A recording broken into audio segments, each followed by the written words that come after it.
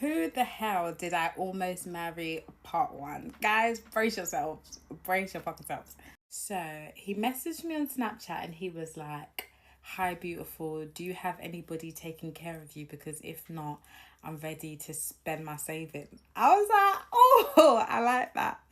And just in case, like, you guys don't know, I've put setting spray on and I'm putting powder on my face because it's actually a heat wave at the moment in the UK and my makeup needs to last a lot. And sometimes it's nice to hear something different. Do you get what I mean? Like, it's nice for someone to have a bit of chat. Do you get what I mean? So anyway, we jumped on FaceTime that day and then we ended up arranging. He was like, "I want to go on a date with you tomorrow." I was like, "Tomorrow? Calm the fuck down." But I actually should have known. Do you get what I mean? So we went to a date, yeah, somewhere in South London, a little shisha bar. And I'll never forget when I first saw him, yeah. It was just such a nice, like, I turned the corner, he was just there. He was already there early, waiting for me. I love it. So I asked him how old he is. He said 30, 38 maybe. I'm 26. So that is a bit of an age gap, but I'm not gonna lie, like, I'm so headstrong that sometimes I feel like when I date guys my age, I'm just like, you don't have a fucking clue what's going on, honestly. But yeah, so he told me 38. I said, cool. Then I asked him, does he have kids? He said, yes. He said he has 2 kids with his previous partner. I said, all right. Grown man, I can't really expect him to have no kids. So, 2, same baby mom, cool. Cool. Bear that in mind. So then, the next day I'm like to him, "I'm going shopping. Can you give me some money to contribute?" He said, yes. Sent me £500. But it wasn't from his account. So I was like, all right, cool. Weird, but okay, cool. Sorry, look at how cute this mini concealer is. So I went shopping and then came back to his.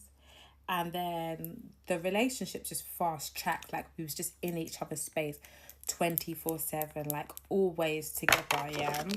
To a point where it was kind of like, I've moved in now. And after like a month of like just some weird stuff, he said he needs to tell me something. So I'm like, what is he going to tell me?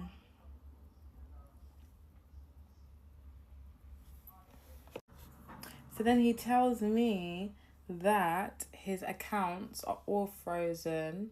I'm not going to go into detail because that's his personal business. But I was just like, all right, cool. Well, I'm a rider.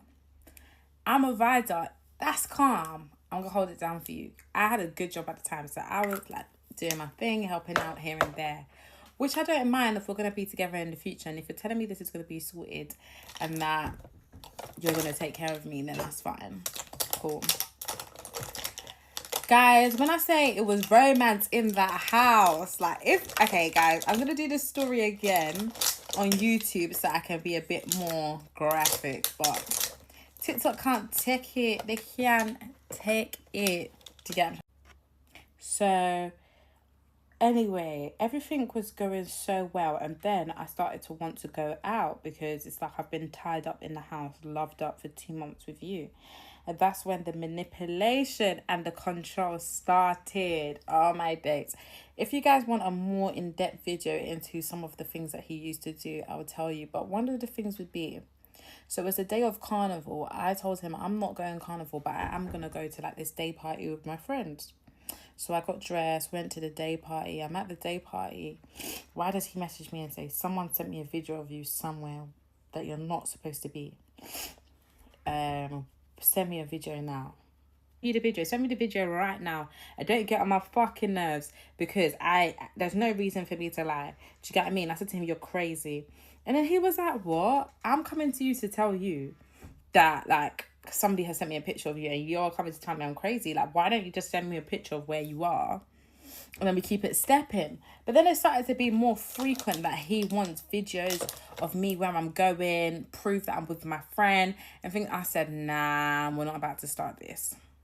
So then, guys, my contract was ending at the company that I was with within that team, and there was no roles available for like the role that I was looking for, like in terms of progression. And this guy was like, no, it's fine. Work for me. We can do this. We can do that. I'll pay you more than what you're getting. So we proper decided that he's gonna pay me a certain amount, which is more than what I was earning. Yeah. And I would work for him. Guys, the next month, we had an argument. He told me I don't think we should work together. Can you imagine? We were still together and he was still taking care of me at this point, but at this point I wasn't working. Worst mistake. Guys, you see when a guy separates you from your friends and also takes away your income, run. Run, because, boy, it's just, yeah. During all of this, he'll be telling me, let's get married. I'll give you a kid. Let's just give me my baby. All of this and that. Can you imagine? And I'll be like spending time with his kids and all sorts. Like, we were proper, like, we actually spoke about future plans, settling down, marrying and all of that. Do you get what I'm trying to say? His kids were absolutely lovely and I actually really enjoyed spending time with them. Like, it was just so lovely.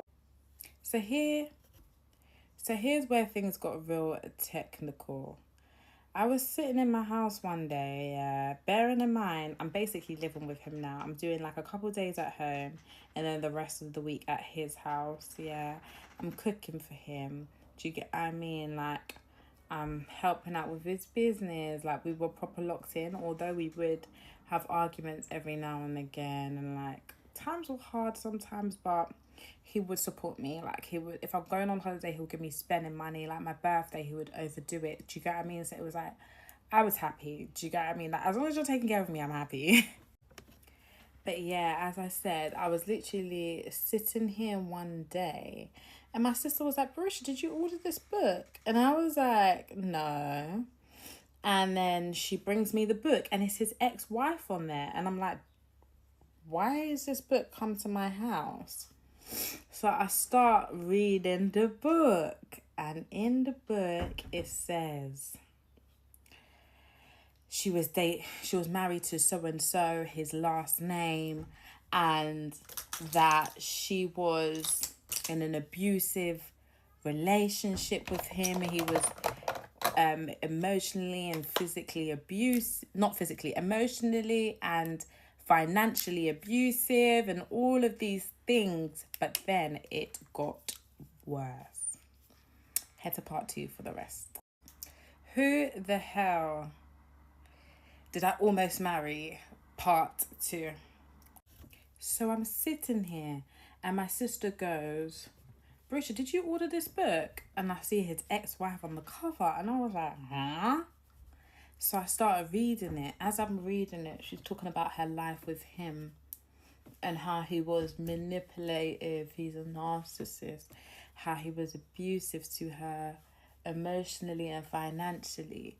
Just certain things. And I was thinking, all of this is ringing a bell. This is nothing that is shocking me. But then it got worse. So I'm reading, and then I see, and he has another family back home with 4 kids. 4 kids! You've got to remember that I'm actually basically living with this guy now. We're planning our future. Like, are you being fucking silly? Are you being silly or are you being serious? Like, my hat dropped into my bum. That's all. That's the only way I could say it. Like, it dropped into my bum. Like, guys, my armpits started sweating. The palms of my heart started sweating. I couldn't breathe. I was like, huh? When I tell you, I just started crying, like weeping. Guys, imagine finding out your man has another family and 4 kids. So now, your 2 kids plus this new 4, allegedly, at this point, With me, you have 6 in total. So I called him. Because you see, with me, I'm not on no long thing investigation. I'm going to ask you. We're going to see if you can lie to my face. Do you get what I'm trying? So anyway, when I've called him, I even asked him, are you aware that your ex has a book? He said, yeah. I said, are you aware that you ordered it to my house? So what happened is, like, you know, with Amazon, it will say...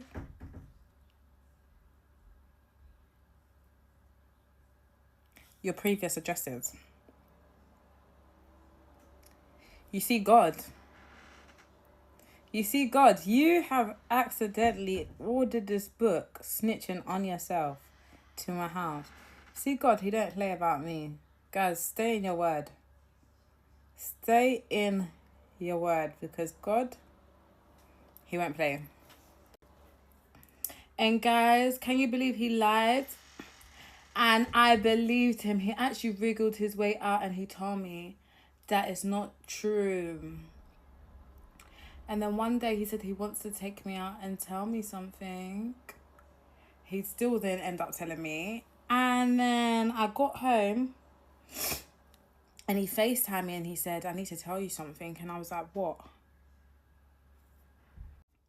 So he told me, it is true. I said, what is true?